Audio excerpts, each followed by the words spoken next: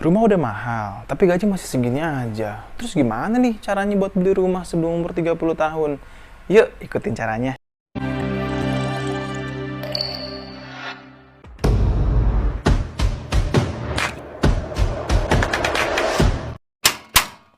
Nah, sebelum kita mulai, aku cuma mau jelasin kalau ini disclaimer aja nih, bahwa ini dari pengalaman pribadi aku dan juga dari beberapa teman aku.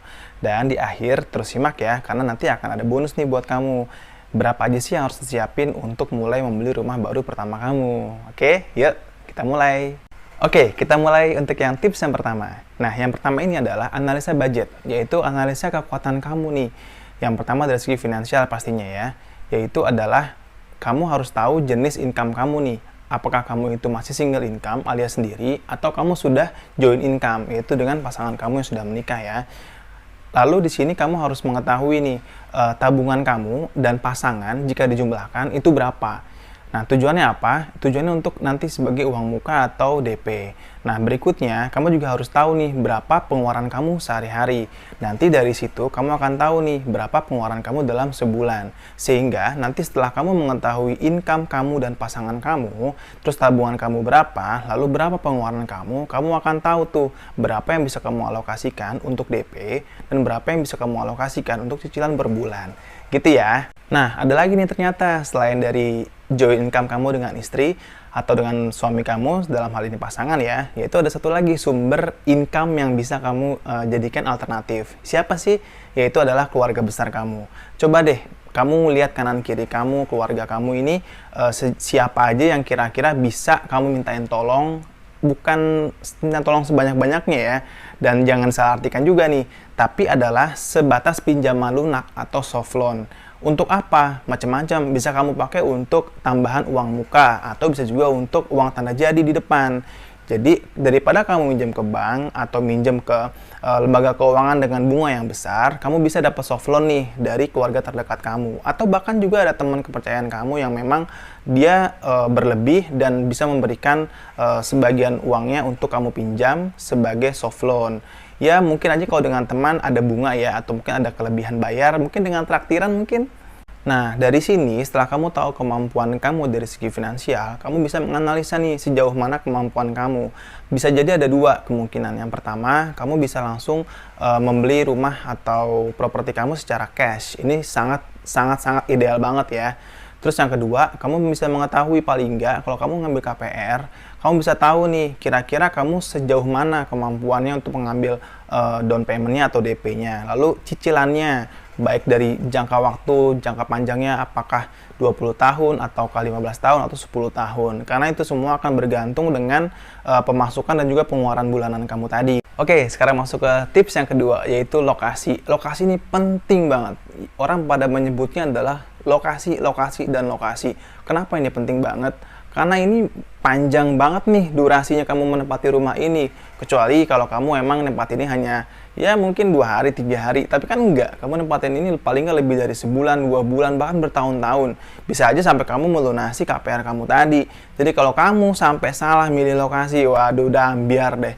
Jadi bener-bener lokasinya adalah yang terpenting ya. Oke, dalam hal lokasi ini ada beberapa faktor nih yang bisa kamu pertimbangkan. Yang pertama adalah mudahnya akses ke lokasi tempat bekerja. Nah, siapa aja nih yang perlu dipertimbangkan? Yaitu bisa jadi si suami atau bisa jadi si istri.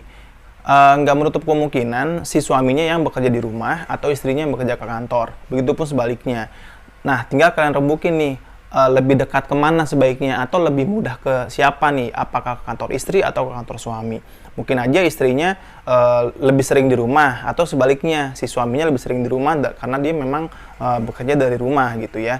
Nah, tinggal kamu pilih nih lokasi mana yang paling strategis menuju ke tempat bekerja tadi. Mungkin bisa diakses melalui kereta atau bisa diakses melalui tol misalnya. Dan juga pertimbangan berikutnya adalah mungkin letaknya dengan bandara itu lebih dekat atau lebih mudah diakses ya, atau mungkin dekat LRT atau stasiun-stasiun penunjang lainnya. Oke, setelah penentuan lokasi menuju ke kantor, sekarang berikutnya adalah lokasi yang akan dikembangkan oleh suatu developer, atau kamu melihat dari secara keseluruhan lokasi ini, kira-kira perkembangannya nanti dalam 5, 10 tahun atau bahkan 15 tahun ke depan itu akan seperti apa.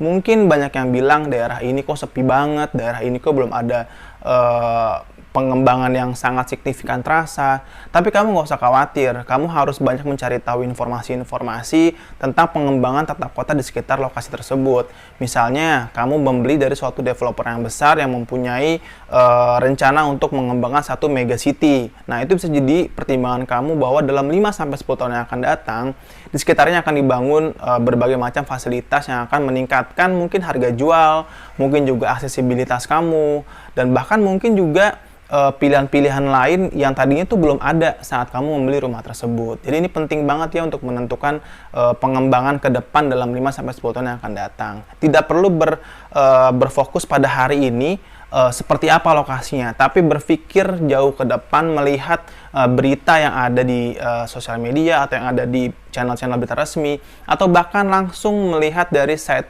roadmap-nya atau rencana dari si pengembang tadi. Nah, untuk faktor berikutnya adalah kamu bisa melihat apakah ada developer-developer besar di sekitar kawasan tadi yang menjadi backbone daerah kamu.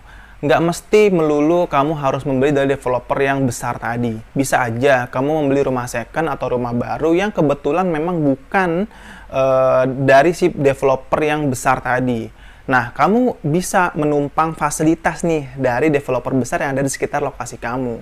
Contoh ya, misalnya rumah saya sekarang berada di daerah Ciputat. Nah, di daerah Ciputat itu kan ada developer besar ya, yaitu Jaya. Dia mengembangkan daerah Bintaro. Nah, otomatis warga Ciputat itu bisa sangat mudah aksesnya ke Bintaro karena memang lokasinya berdekatan, dan kamu tahu sendiri kan yang namanya Jaya itu sudah bagus dalam merancang suatu kawasan, dan dia sudah memikirkan dalam jangka panjang ini akan dikembangkan kemana. Nah, masuk jauh melangkah sedikit lagi, di situ ada BSD yang dikembangkan oleh Sinarmas. Nah, udah pasti mereka ini memikirkan jangka panjang bagaimana kawasan mereka akan meningkat secara value. Makanya kamu tidak perlu khawatir. Walaupun kamu bukan membeli properti dari developer-developer besar tadi, selama kamu bisa melihat ada developer besar yang ada di lokasi kamu, maka kamu bisa kecipratan nih atau bisa menggunakan fasilitas yang mereka telah bangun tadi gitu. Nah, faktor berikutnya dari masih lokasi ya, ini akan saya jelaskan lebih detail di part kedua nanti, tapi bolehlah kita bahas sedikit, yaitu tentang antara klaster versus perumahan. Kamu harus tahu nih saat kamu membeli rumah ya, apakah rumah baru atau rumah second. Dia itu dalam bentuk apa nih? Dalam bentuk klaster kah atau dalam bentuk perumahan? Biasanya kalau perumahan itu, satu perumahan itu bisa terdiri dari banyak banget rumah-rumah yang ada di dalamnya.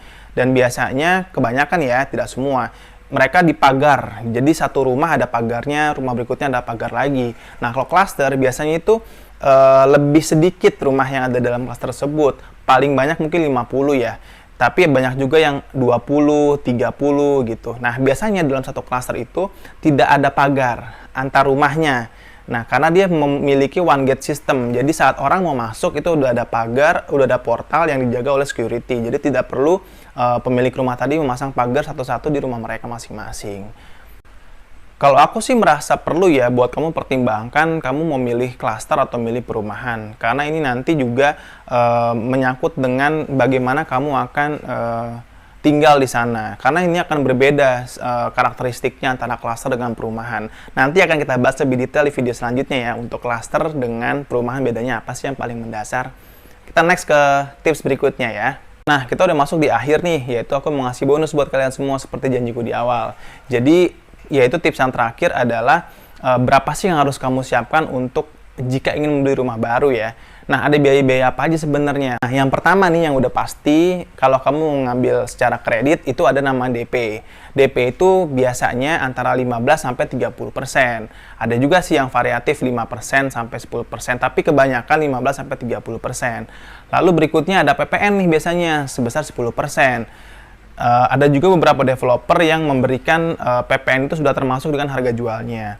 Nah, berikutnya adalah biaya untuk surat-surat nih, mulai dari BPHTB, pengubahan dari AJB menuju ke SHM, lalu ada biaya notaris, dan berikutnya ada biaya KPR. Nah, biaya KPR ini biasanya juga ada biaya asuransinya nih. Nah, semua biaya-biaya yang tadi tuh saya sebutin surat-surat tadi ya, itu biasanya 10% nih teman-teman. Nah, jadi yang harus kamu siapkan tadi adalah DP sekitar 15-30%, lalu ada di situ biaya surat-surat sekitaran 10%, lalu ada PPN 10%. Memang mahal gitu ya, kelihatannya mahal ya. Oleh karena itu kamu harus mempersiapkan dari sekarang nih, biar kamu nggak kaget saatnya nanti harus membayar biaya-biaya tersebut gitu. Waduh, mahal banget ya. Terus gimana dong solusinya? Tenang, ada kok solusinya. Nih, kebetulan L3 Property tuh punya satu properti bagus ya, yang pas banget buat milenial, deket banget daerah BSD sama Bintaro, cuma 10 menit loh aksesnya ke tol dan juga ke stasiun. Nah, ini rumahnya, DP-nya nggak ada, 0% DP-nya. Terus yang kedua, PPN-nya gimana? PPN-nya udah termasuk dengan harga jual. Lalu biaya-biaya surat-surat gimana? Free biaya surat-surat semua, bahkan sampai biaya KPR dan biaya asuransinya pun free. Coba kurang baik apa lagi? Perumahannya gimana? Abal-abal nggak? Nggak, dia udah punya proyek perumahan sebelumnya, udah bagus-bagus banget. Rumahnya ini konsepnya minimalis dan juga futuristik banget, pas banget buat para millennials. Jadi selain kalian dapat free biaya-biaya tadi udah aku sebutin, lokasinya strategis banget, jadi tunggu apa lagi? Segera cek di deskripsi atau hubungi nomor yang di sini ya untuk lebih detail lagi dan juga visit. Kami tunggu ya di lokasi.